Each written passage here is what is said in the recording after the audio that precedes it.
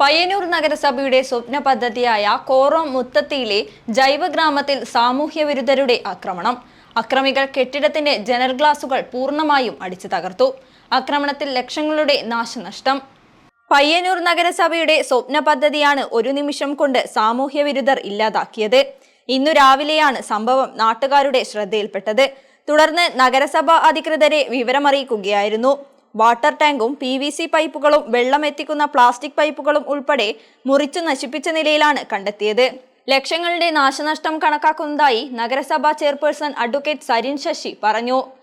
കോറോം മുത്തത്തിയിലുള്ള പയ്യന്നൂർ മുനിസിപ്പാലിറ്റിയുടെ സ്വപ്ന പദ്ധതിയായിട്ടുള്ള ജൈവഗ്രാമത്തിൽ സാമൂഹ്യ വിരുദ്ധരുടെ ആക്രമണമുണ്ടായ വിവരം ഞങ്ങൾ അറിഞ്ഞിട്ടുള്ളത്.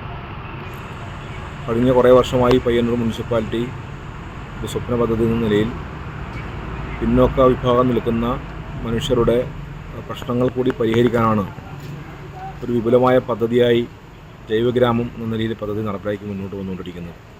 കഴിഞ്ഞ 2 ദിവസങ്ങളിലായി സാമൂഹ്യ വിരുദ്ധർ അവിടെ കടന്നു കയറുകയും നിലവിലുള്ള ബിൽഡിങ്ങിൻ്റെ എല്ലാ ജനൽ ചില്ലും അടിച്ചു പൊളിക്കുകയും അതോടൊപ്പം തന്നെ അവിടത്തേക്കുള്ള ജലവിതരണം ചെയ്തുകൊണ്ടിരിക്കുന്ന വാട്ടർ സപ്ലൈയുടെ എല്ലാ പൈപ്പുകളും പൊട്ടിക്കുകയും വാട്ടർ ടാങ്ക് ഉൾപ്പെടെ നശിപ്പിക്കുകയും ചെയ്തിട്ടുണ്ട്.